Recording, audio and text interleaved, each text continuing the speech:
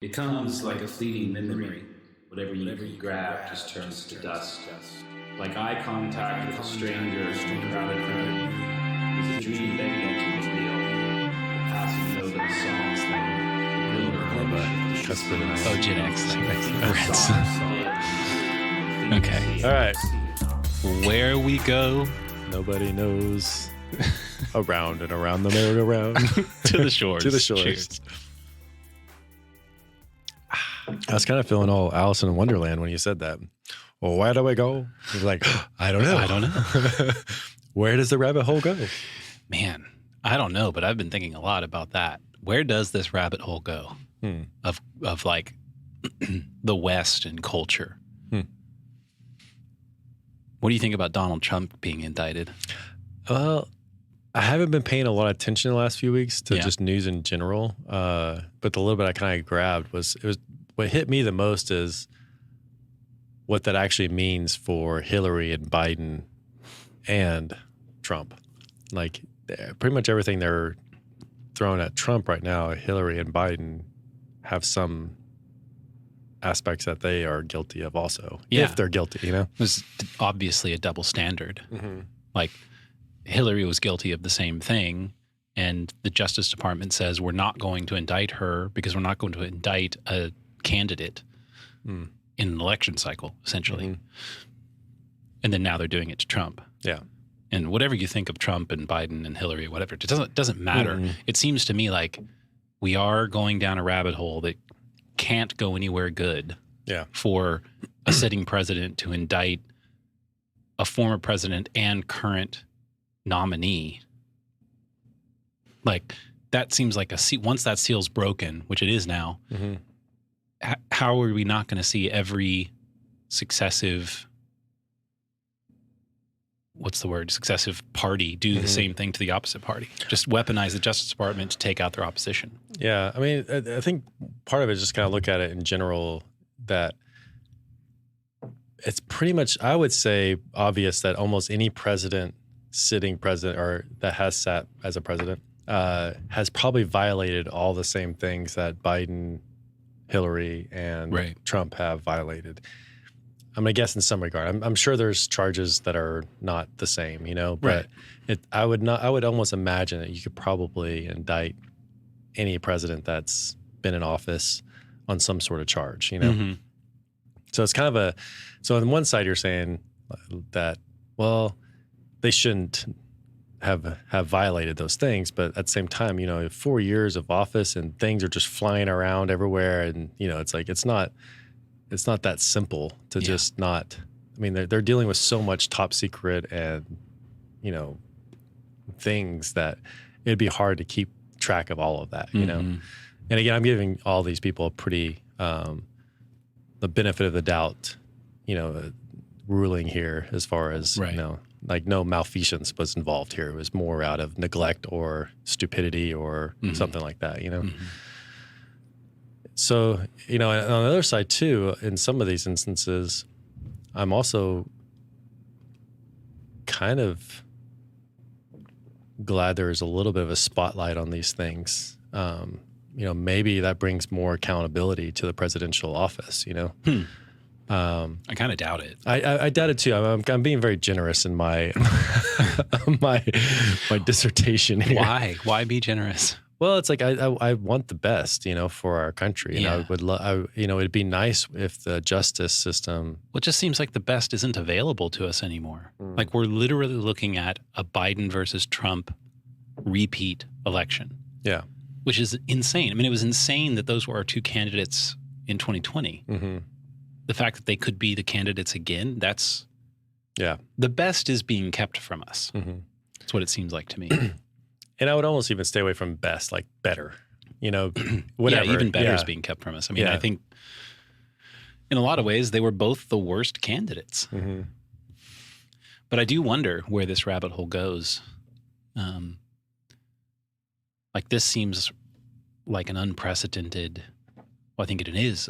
This has never happened before. And apparently there's some possibility that Trump will be convicted and put in prison But that will not prevent him from running for president. So he might be running for president from jail.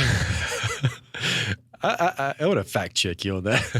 That'd be hilarious. That's my understanding. I wonder if a sitting president could be in jail. Well, I don't know if he could run from jail. I don't know what would happen if he won. He just pardoned himself if he won. I guess. I don't know. This is like going to be episodes of the Kardashians pretty soon, if it's not already. Right. I don't know. Are you worried about the future? No. I think things will have to get harder and worse before they get better. And I think the longer we prolong that getting harder and worse sooner, the worse it's gonna be. So, but I do believe that we're kind of forced into making good decisions in some regards. There's a saying about the U.S. Maybe you remember this, but that the U.S. usually does the right thing. It just takes a long time for them to get there. As far as like entering the war, or we might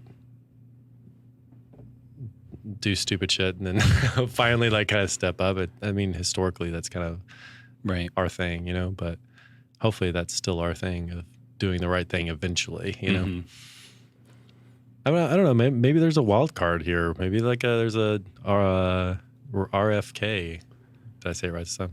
Yes. Robert F. Kennedy. Robert F. Kennedy. Yeah, he's kind of interesting. It seems like DeSantis and Robert F. Kennedy, the little bit I know about both those, they seem very similar. That would be a great race. Mm-hmm. I would enjoy that. Yeah. Well, they both seem very center left and center right. Right. Depending on who you talk to, everyone on the right's far right. So, but like, I think objectively speaking, I'd put both of them fairly center left, center right. I just keep having this feeling that I don't want to have anything to do with politics. I don't want to have to worry about politics. And I feel like most of my life that was true. I didn't have to worry about it. Mm-hmm. But I feel like it is true now. COVID, I think, revealed that. Mm. Well, I think the part of it is like because we've gone from sort of small government, and it's just like since you and I have kind of grown up, and even before this, it can be argued, but I'd say that government has kind of grown and grown and grown to a degree that we're starting to face like a bureaucracy a lot more than we are our government. Right. Like there's the people we elect, but then there's the people who actually run the government, and that's the bureaucracy. Right. And they're not elected. It'd be so awesome if somebody won and then cut the government in half, just fired half the people. Well, honestly, you think about like the tech industry, what we did is sort of true. Like, hey, I know we're talking about people's jobs, but like at the same time, it's like most of government's completely inefficient. Mm-hmm.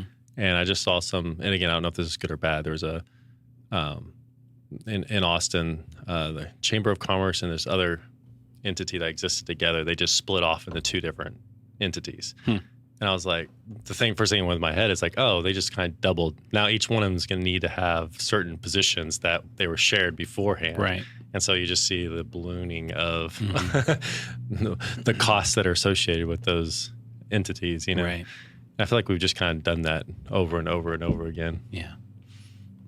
But yeah, I would love somebody to come in and just sort of slash it in half. I think objectively there's no reason why we should have as big of a government as we do. Mm-hmm.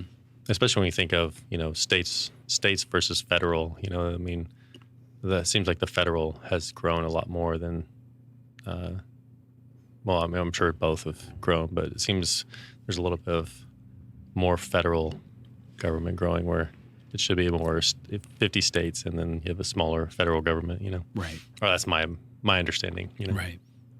Whoa. Just hit my volume. So I'm glad you're not worried. Are you worried? I am. You are? All right. Yeah. We'll do yin and yang. Do the yin and yang. I look at the way that the presidential election is going. It seems like, and maybe it's just because I wasn't paying attention before, because I think there was some allegations of this with like Al Gore versus George Bush. claims of election fraud and election theft and all of that. And that ramped up in 2016 and ramped up even more in 2020. And I don't know. I think this next election is going to be nuts. And then add to the fact that there's a hot war in Ukraine and Russia that the U.S. is sponsoring as a proxy war. Yeah. And how's that going to end? It feels to me like one of those moments where you have what you could maybe write off as mundane or pedantic sort of childish events that are happening, whether it's,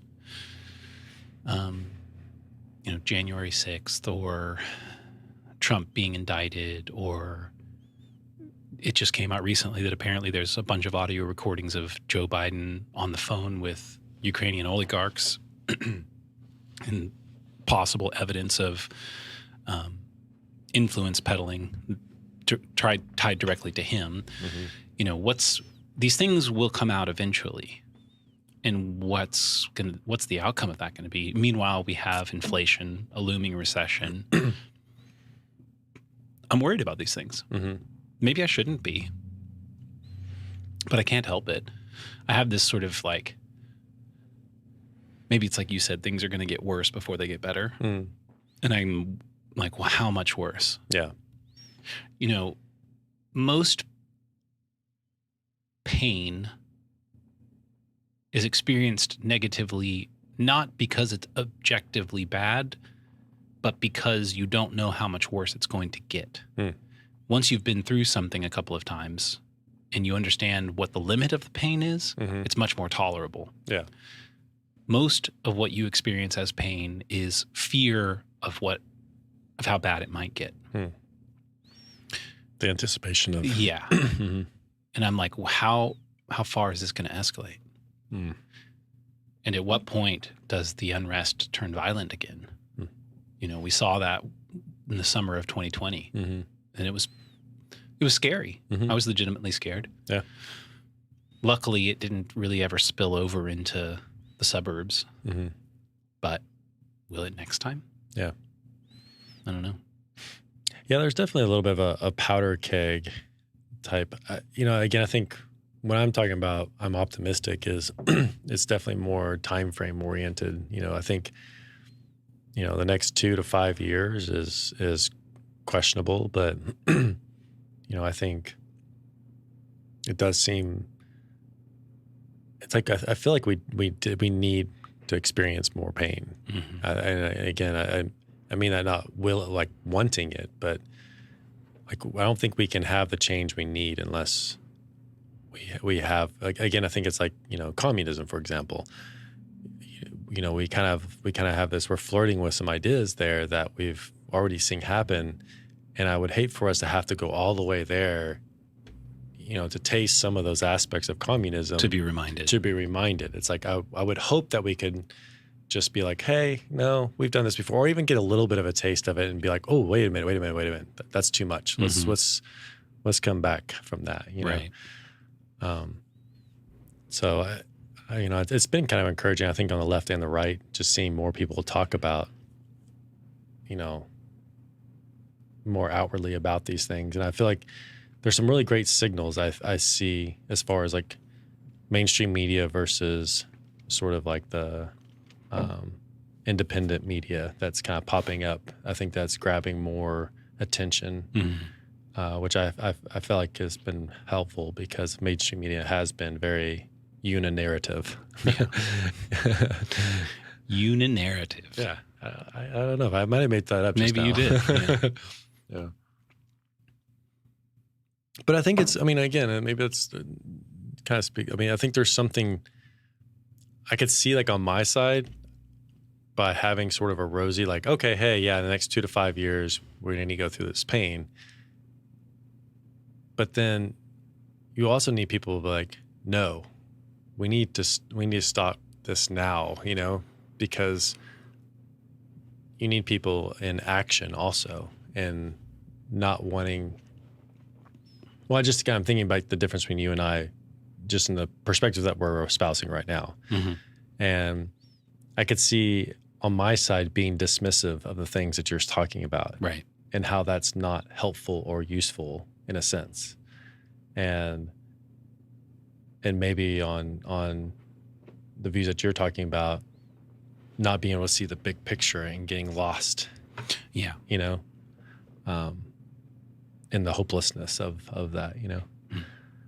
But I have more from my perspective is like, oh, dismissive, like, you know, in 2 to 5 years we'll be fine. Right. Yeah, but how many houses are going to get burned during that period of time? True. You know? Well, and it seems like, and this is very doomsday-ish, but you know, the United States has to fall at some point. It seems inevitable. Every civilization does. Yeah. I don't know if we're witnessing it yet. I saw something about, again, I didn't kind of go to the actual source of it, but Yellen was saying that this is the sort of the slow demise of the U.S. dollar, you know? Yellen did say that? Yeah. Oh, wow. And again, there was like 3 or 4 tweets, but I didn't actually go to the source. So it could have been dis, or malinformation. Yeah, exactly. I probably shouldn't be repeating it right now, but the 2 or 3 sources I did see, I was like, oh, okay, they're usually not too, you know. Yeah. I don't know, what do you call it? Say off the cuff things. So. But it does. I mean, what you're saying is just historically true. Yeah. I mean, I think that's whether it's, you know, 2 years or another 100 years. It's like at some point, it might be a smooth transition to another system or a complete, you know, 180 or catastrophe. Yeah. I mean, I do see there's things like with like, you know, Jack Dorsey's working on stuff as far as, you know, Elon Musk. I do see this sort of push towards, you know, the whole idea of like the sovereign individual, you know, as far as each person being able to take responsibility for their own things, you know, whether it be your identity, your money, because like even with there's that idea of like a sort of a digital stamp that you own that's in the blockchain that you put on everything, so everyone can know that that's your. You know, it's not a deep fake.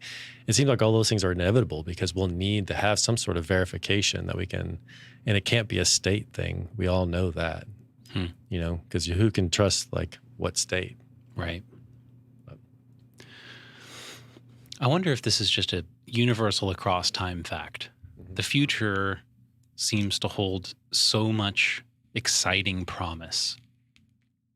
You know, just like the idea of using the blockchain to ensure individual sovereignty, whether that's about your money or your copyright or your identity, there's so many exciting things there. There's so many exciting things in the world of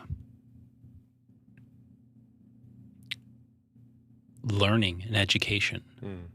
The universities are failing, but the amount of things that I can learn on a daily basis, just from YouTube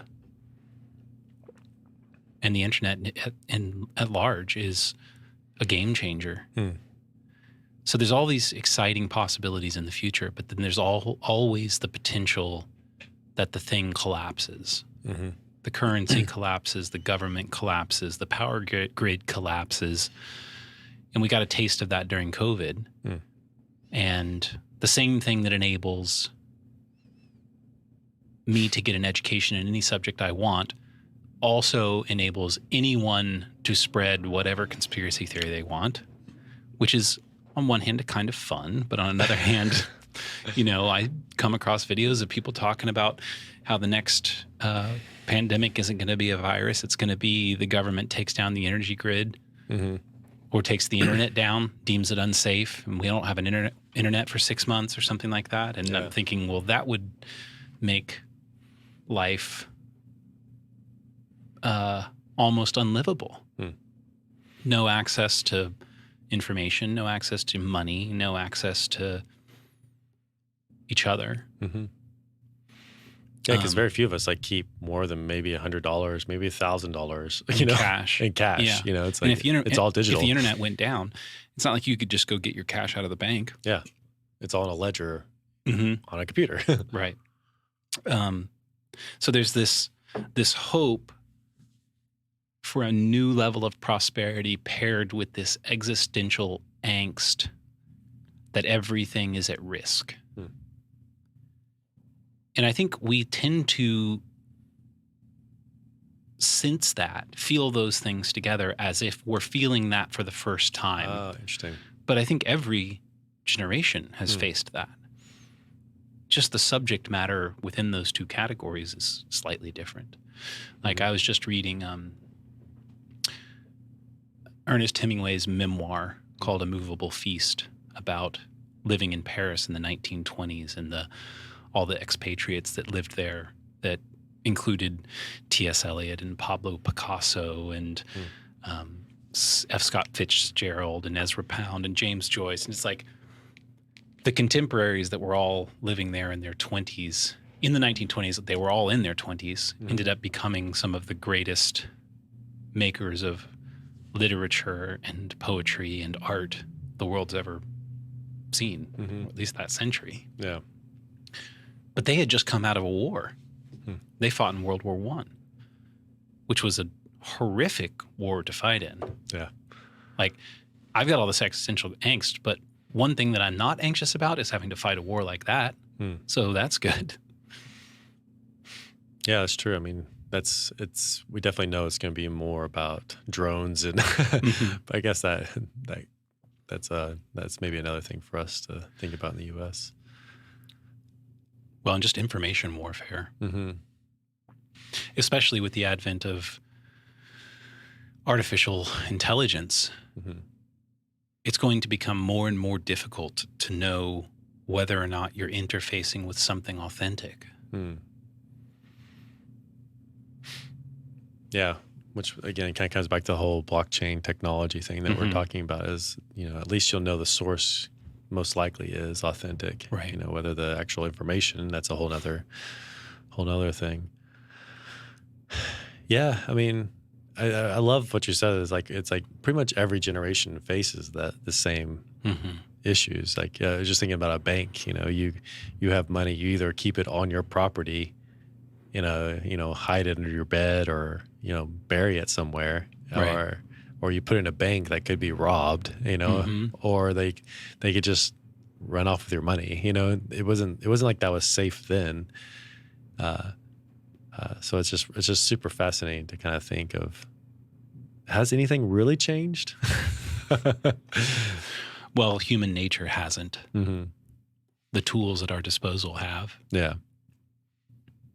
I think it's just a problem with being a conscious and creative species. Once you're aware of the future, you have the ability to imagine all kinds of things that you would like to do with the future, and all kinds of things that might happen that would be good. Yeah. But also the awareness that everything could go horribly wrong. It's a difficult burden to be human. Well, also, it seems like there's a maturity in that too, because, you could be naive, as many have been throughout time, of what's going on around them, and then there is that part of being active and aware that also comes with a burden of being active and aware. Wisdom comes with a lot of gray hairs, and I think that's just really true. It's like you are faced with all the possibilities that could happen and could go wrong, but that it kind of broadens your perspective and being able to handle those things. So, yeah. I mean, I think of so much like, man, I would just really love to just be naive and turn things off. And right. Ignorance is bliss. Ignorance is bliss. It really is. It's like you can pretend that none of this stuff is happening, and it's not as complicated as it is. I mean, you see this with like left and right. Like sometimes we want to just be like, we're the right or we're the left, and just it's that simple. And it's like, no, it's really complicated actually, and we need that tension and communication. Well, I think the problem with ignorance or naivety is that facing an unknown future means that you have tons of potential and tons of risk. To the extent that you engage with that, you have to fortify yourself against the risk. And it's worth it because to engage the potential is profitable for you. It makes you a better person. Yeah. It makes you a safer, more secure, more hopefully loving and kind person because you can use that to the benefit of those around you. Naivety that says I'm going to turn off the channel because I'm having, it's just too much to think about. It's too overwhelming. I'm not going to pay attention to it means that you're not going to be fortified when shit comes. Yeah. And you're going to be taken out because shit is coming of one kind or another. It could be civilizational collapse, or it could just be illness. It could be the death of a family member, the loss of a job. Oh yeah, just the loss hardship of a in career. general. Yeah, that makes shit's sense. coming your way. So you should be eyes open about that and take that existential risk and fortify yourself against it to the best of your ability, which is what brings into play some of the exciting things about the future. Because with blockchain, well, we might actually be able to fortify ourselves against things like the collapse of the banking industry or the devaluation of fiat currency. We might even be able to fortify ourselves against things like identity theft. And that would be great. Yeah, the question that kind of comes through mind as you were saying all those things is, can you even say what you're blind to or ignorant of or maybe naive to, Like, could you even scratch the surface of something like that? Like, it's like asking you, what do you know? What do you not know? Well, if there are things you legitimately don't know, then no, you can't say what they are because you legitimately don't know them. But I think that we often, in the face of this unknown future and the existential risk and the pain of the hope for what might be good but may not happen, I think we do consciously choose to not know things because facing all of that is difficult. And so we just pretend like, this bad habit I have isn't ever going to come to bite me, or I can continue living the way that I am and it'll be fine. Somewhere something needs to change. That's a good point, yeah. But you choose not to know it. You blind yourself to it. It's a conscious naivety. Oh, that's really good. Yeah. As you're saying, I just can think of so many different things as far as like, things I kind of pretend I don't know, or even things I know about, but it's like, where do I turn my attention to, if that makes sense? It's like you can't handle all those problems all at once, So it's like, yes, you have all these blind spots, but you also can't tackle all of them at one time, and so you do have to somewhat turn your focus to like what is most important. I think that's the hardest thing, is to figure out like what is the most important thing for me to turn my attention to. Because like it might not be helpful for me to turn my attention to the presidential race and Biden, and it's like whenever you're trying to put food on the table. Yeah, totally. You're like, why don't you care about what's going on in the world? And they're like, well, right now I'm just trying to feed my family. Like that's enough for me. And that's the most important thing in the world for me. Yeah. And so, yeah. And what are the most important things? Like, could you say like kind of what the things you are like most important to you, or what your focus is, or if that makes sense?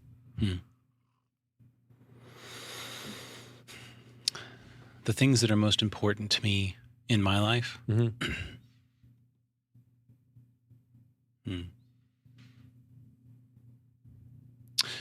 Yeah, I think it would be something like maintaining relationship with my children and not losing them to the fallout of my divorce. seeing them successfully into adulthood. And then after that, it's something like taking care of myself physically and spiritually. And then it's, well, this one's actually pretty high up there. And another thing that I've got some existential angst about is staying where I am physically. I love the house that I live in, and I'm worried that I'm going to get priced out by Austin continuing to get more and more expensive. Yeah. That's actually pretty important to me. And that means that I need to, that means like job is then supportive of all of that. Job is supportive of my kids. It's supportive of where I live. It's supportive of my ability to live the lifestyle that I want to live. And then I think under that, it's something like reading, writing, art, music. The category is something like creative output. Yeah. And, as I list that, I think that's true. I don't know that I necessarily operate like those are the top of the list all the time, though. You get worn out, you get anxious, you get tired, you get bored, and it's easy to pull out the smartphone and start scrolling through something. Or even to be distracted by issues and problems that aren't yours to solve. Totally. Yeah. It's like the famous, like when you have a conversation with someone, it's like you end it with like, yep, I think we solved all the world's problems, you know? And you all know that's not true, yeah, that's interesting. I love what you said about like sort of the idea of like, here's what I'm going to say are my priorities. And then like there's always that difference between what you think and say your priorities are versus like what your actual priorities are. Because I see the same thing in myself. So it's not like I'm not being critical of you. I'm just saying like I think there's just something really true that you ever so often you have to kind of like, oh, wait a minute. This is important to me. That's not as important to me. It reminds me of our friend Charlie Parkin when he was on the podcast. He was talking about going to maybe it was like a story writing seminar or workshop or something. But he said that one exercise they did is you would tell your story to someone. You had to write a story and you would tell it to someone else or read it to someone else. And then they got to ask you 3 questions about the story, but you weren't allowed to answer the questions. You would just take the questions that they had and revise your story appropriately. And I think that's so cool because I'm going to answer the question with the story. And I wonder that about life. Like, am I living my life in such a way that someone could ask the question, what's important to you in your life? And I wouldn't have to answer that with words. They could just look at my life and see. Damn. And would I like what they saw? Would that match what I say my priorities are? Like, to me, that seems like I want to strive for that. I want to strive to live my life such that I would like the answer people saw when they looked at my life. Are the things that you espouse as important to you? Yeah. Yeah, I think we just end it right there. That's just good. That's such a tricky thing. I mean, seriously, because I think that's something that we deal with, that reality all the time. And I think that provides us with that angst inside, is that we value certain things, whether we know them or not.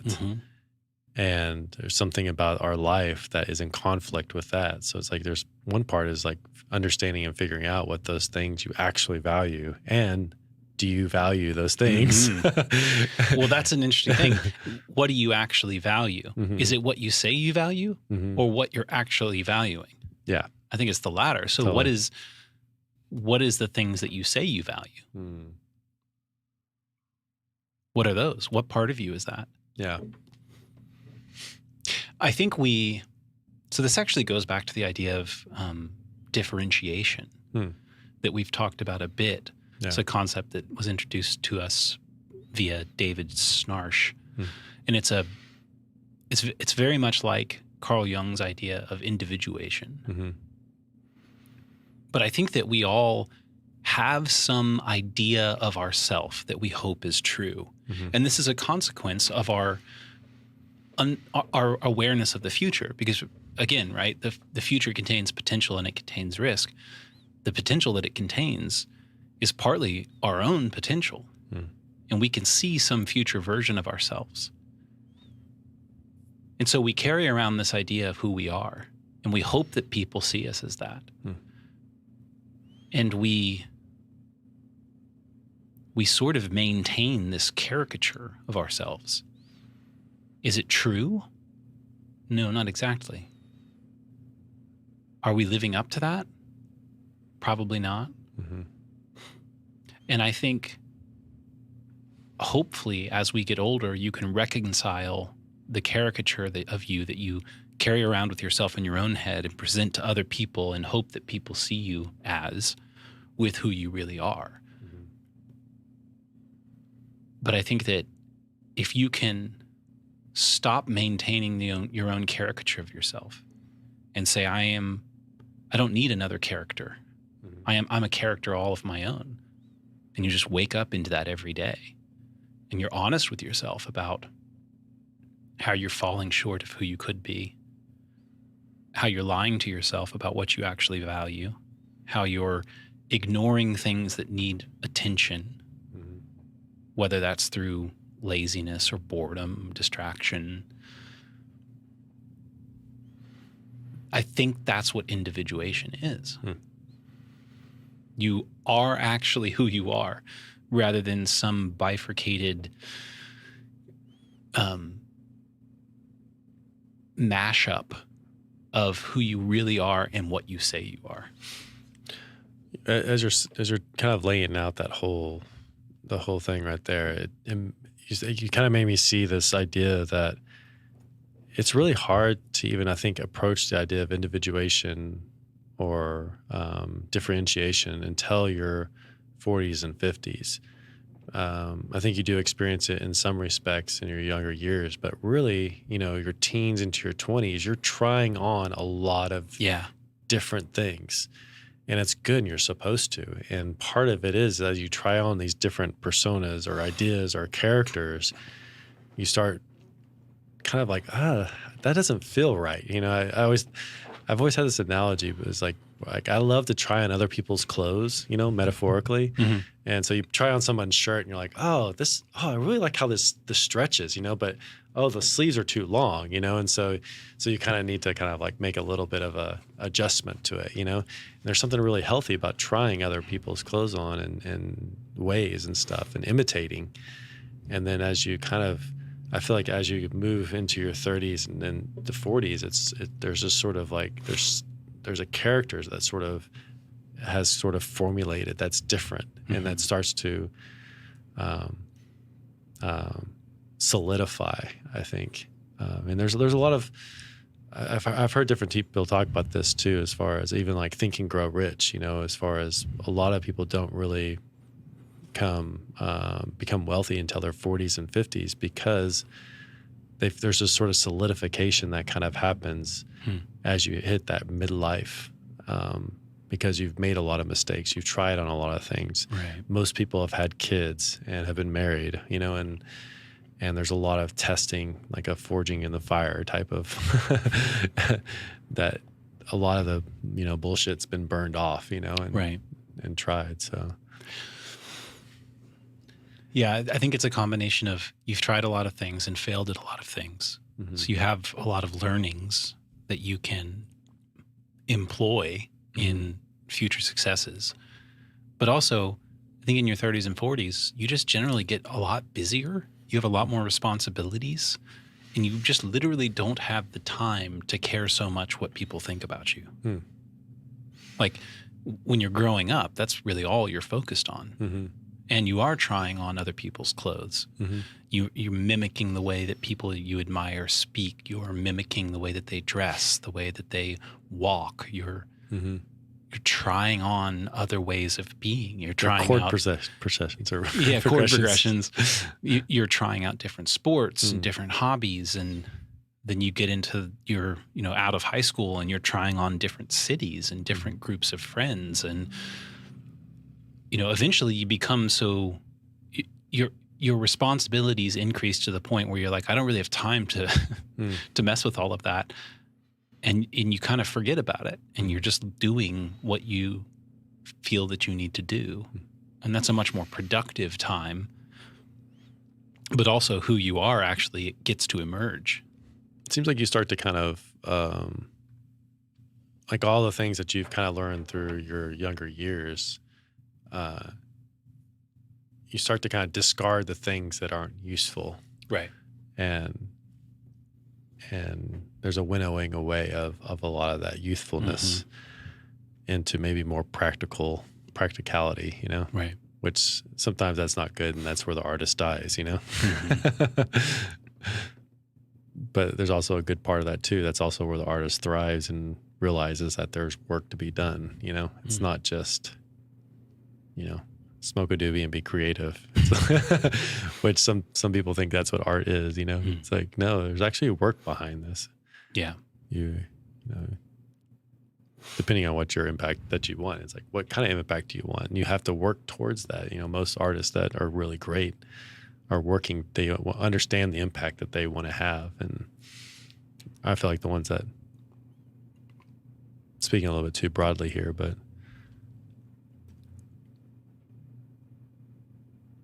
I guess the ones that mature, because I'm kind of fighting with a couple ideas here, because there are people who have a huge impact, but I'm talking about not just their first album impact, like that's one thing, but that's sort of like coming out of your youth. And that first album is an amalgamation of all of that learning of youth.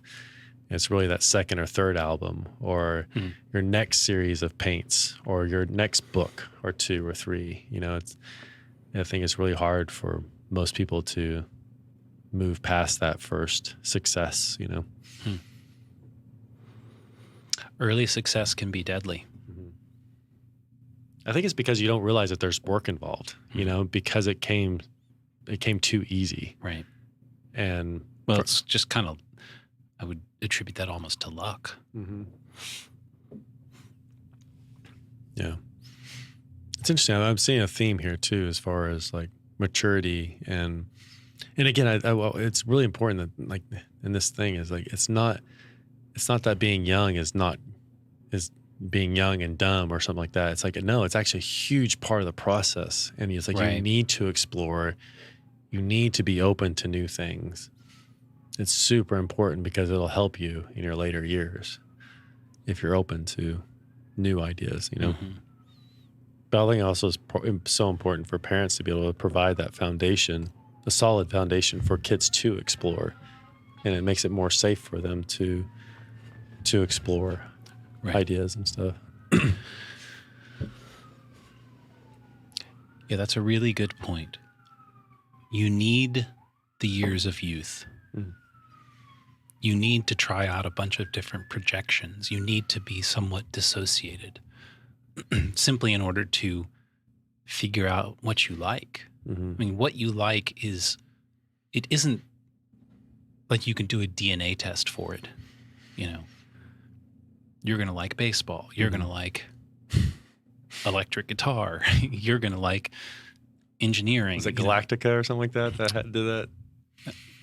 I don't know. It's like a futuristic thing. They put people into certain categories based on their DNA and their abilities and stuff like that. Was it Gattaca? Gattaca. There you go. Yeah. With Gwyneth Paltrow and Ethan Hawke. Ethan Hawke. Boom. Nice. I did that. Your one pop reference for the year. Done. You have to discover what you like. Mm-hmm. And you do that by trying. And you discover yourself through that. Because you might, when you're young, you might say that you really like country music. Because you live in a small Texas town, and that's what everyone listens to, and you're just trying to fit in. Mm-hmm. And then at some point you realize, no, I don't like country music, actually. What I liked was the community that it gave me to say that I liked this. Once you mature enough and grow enough to have enough strength to engage that community without having to have that shared like, you might be able to be honest with yourself and say, I actually prefer classical. Mm-hmm. Like 9 times out of 10, I'd rather listen to that. Yeah. You know, or pop or whatever it may be. Mm-hmm. But that's how you discover what you truly like. Because part of who you are is negotiated socially. Like almost, if not. What is that? Is that your phone? Somehow I got turned on. Yeah, that was my techno. Oh, like your music that you were listening to? I don't know how it got turned on. Oh, it was on my wall. Oh, okay. That was kind of creepy. That was kind of creepy. I was like, Fun fact about Michael is he likes to rage to techno music. Yeah, it's definitely my fun thing. It's very individual. I don't do that with other people. It's just a me thing. Right. Yeah. Sorry, though, you were so getting into some deep stuff there. Yeah. Negotiating socially. Yeah. Yourself. Who you are is negotiated socially. And that means partly you submit to things that you might not otherwise want to do. That there's a point of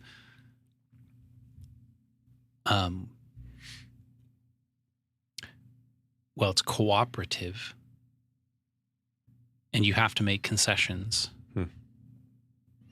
in order to cooperate. So you do things maybe you wouldn't otherwise do. You like things maybe you wouldn't otherwise like. Mm-hmm. And what you like isn't just about you anyway. Mm-hmm. What you like is also about how it serves to build your life in such a way that gives you safety and security and family and community relationship. Mm-hmm. You aren't just a collection of, selective dopamine hits over certain stimuli. You are a relational being. And so who you are, the collection of things that you like, those are all negotiated through your relationship. How did you say that one part that you have to submit? You submit to the collective? Is that how you said that? I don't know if I said it exactly that way, but there is submission is a part of that. Yeah. Maybe try some different words. Humility is a part of that. Concession. Concession. Yeah. I think that was what you said. I think that was really well said, because in order to be in a relationship, you do have to concede. Mm-hmm. And a part of that is it's to your benefit, and that by you conceding an aspect of yourself to another person, or even maybe to defer to something that they like, it actually opens you up to more possibilities and stuff like that. So, because I kind of think, like, again, going back to the Jungian idea of individuation, it's not individualism and it's not collectivism. Like, those are not what individuation is. It's So there's something about being an individual, but also being a part of a community, and that comes with making concessions in order to be a part of a community. Well, and you can't be part of a community if you aren't an individual. Mm-hmm. Yeah. A community is made up of individuals. Its value is that it's made up of individuals. Mm. And so if you just, the other side of that is if you just submit to everything that the community wants, And maybe with community, let's just replace that with a single relationship, like a husband and wife. If the husband simply submits to everything that the wife wants, he's not an individual. And what purpose is he even serving there? Yeah. That's great. Just the narcissistic, selfish, consumptive desires of the woman. And this is vice versa. If the woman just does whatever the husband wants, she's not an individual. And what value is she serving? We find value in each other because we are different from one another. And, you might say, hey, it's Thursday night. We're supposed to hang out. We don't have any plans. What do you want to do? And maybe you say, how about bowling? Let's go bowling. And I would never have thought to go bowling because I don't really like bowling that much. But I might go, yeah, let's go. Because it isn't about the bowling. It's about hanging out with you, and then you're actually a pretty good bowler. This is all hypothetical. I don't know. You're a pretty good bowler. And so I noticed that you did something a certain way. And I'm like, hey, how'd you do that? And then you learn something about that. And then all of a sudden, maybe you start to like bowling. These things aren't intrinsic to you. They are intrinsic to relationship. Like I remember when I was a 13-year-old, my dad took me fishing because he grew up in Corpus Christi and loved fishing. We spent a whole weekend out down in Corpus Christi, fished all day, every day, caught 0 things. And so I'm like, I don't like fishing. Yeah. It's just not fun to me. But I don't know, I haven't really fished since then. If I went fishing with you or with somebody else and had a great time and caught, maybe I would discover what I wasn't seeing about that and start to like it. So it's a little bit of a sore spot for me. Like I really enjoyed fishing growing up, but it was like trout fishing was what I really enjoyed. I like deep sea fishing also, but it's a sore spot for you that I don't like fishing. No, it's one thing. Like skiing and fishing are probably two things I wish I would have or could have imparted to my kids. But living in Austin, to ski is like at least 10 hours. Yeah, at least 10 hours, and then $10,000. Yeah, just naming rights to your next kid. It's just not as practical as it was when I was growing up in Amarillo, where it's only 3 hours away or 2.5 hours away.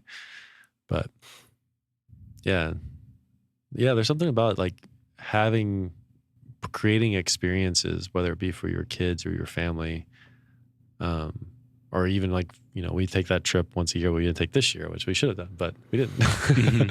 It's like, there's something about that kind of like helps you kind of get out of your own space, but then also create something individually, but also together, and I wish I really want, I don't think, it's hard. It's easy to judge yourself, but like, owning a business and having so many kids, it's like, but I wish that we could have done more traveling with the kids and had more experiences like that. Which I'm also thankful for my parents because, we do a beach trip every year. Yeah. And they have this great experience with their cousins and, a house full of people. And it's like, it's something that we'll never forget. I want to be a grandpa and provide that experience for my kids and their kids, my grandkids. I was thinking about this, just thinking about, you mentioned that trip that we take, that we both really like to do, and we didn't do it this last year. And I asked myself why, and I think, well, because it's hard. There's a lot of logistics involved, and you're spending money, and you got to plan. You got to take time away from work and time away from family, and all these things. It's hard, and it's like you get sort of decision fatigue, and so maybe you just like, oh, let's talk about it tomorrow. We'll deal with it tomorrow. And all of a sudden tomorrow becomes next year and you didn't go. And I think most of the things that we really truly like are that way. They're difficult. You have to work to do the things that you like.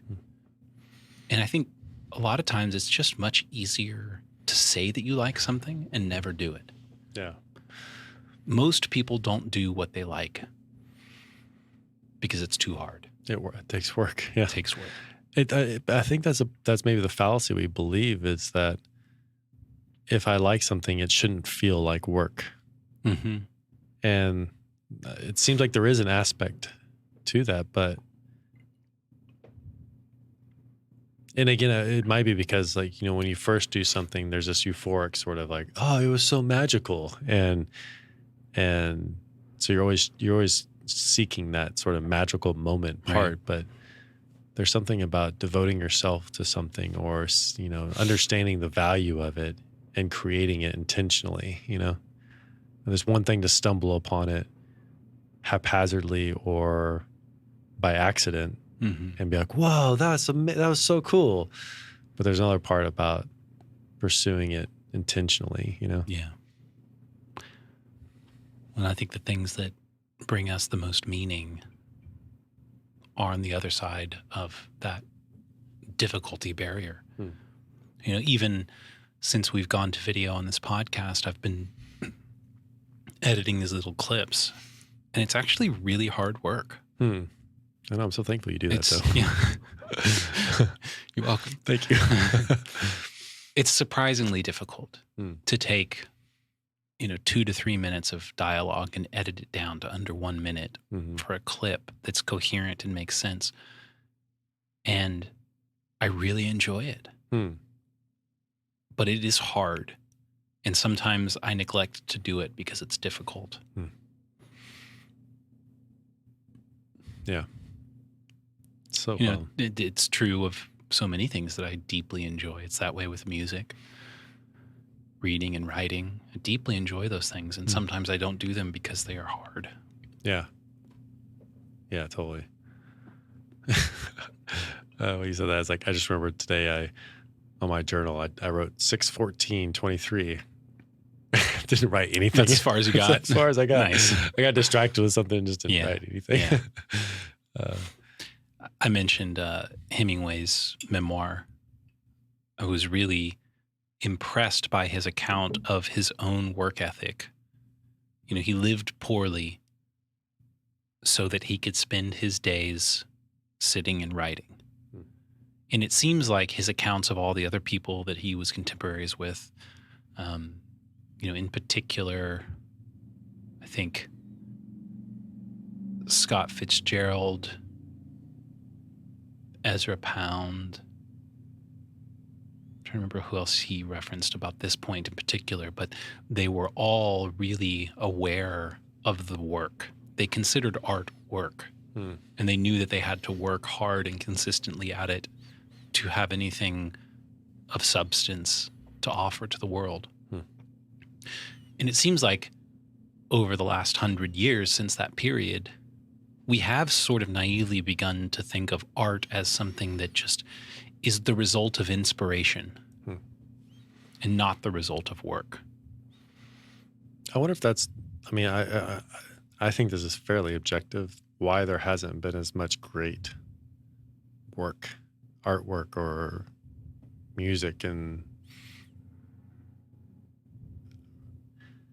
that's come out in general. You know, I think you have your one-offs and stuff like that. Maybe it's the same. I might be speaking a little bit out of my depth on this one, but like,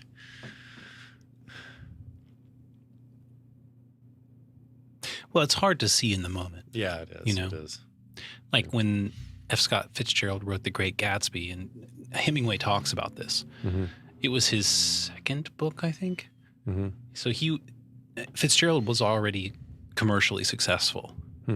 And he wrote The Great Gatsby, and I think he said it, or I looked this up, I think it sold 23,000 copies in the first year. I mean, it was kind of a flop. Okay. Like, it wasn't a bestseller, but now it's considered the great American novel. Yeah, everybody reads it in high school. You have to. You know, so we don't see things in the moment as they are. Or maybe we don't see things in the past as they are. I don't know. But we tend to not recognize great art when it's just arrived. Yeah. It takes time. And maybe it couldn't be any other way, because what makes great art great is it's almost too big, too great. It's ineffable. So you can't see it clearly. It takes time. It takes time to comprehend. Yeah. It even takes like the death of someone to sometimes comprehend the value that they brought, like to actually assess. And sometimes that also comes with an aggrandizement of the person, but I think of I always love Václav Havel, the president of Czech Republic. Mm-hmm. He was super kind of like ridiculed in a lot of ways, but then whenever he died, it was sort of like he is like a symbol of the Czech Republic, right. And that's something that's really kind of beautiful, but controversial in life, mm-hmm. loved in death. Mm-hmm. Yeah. Well, I think that's a universal truth, because you can't know who someone is while they're alive, because they're still becoming. You can't say who they are. It isn't until a life is over that you can say what it was. Yeah.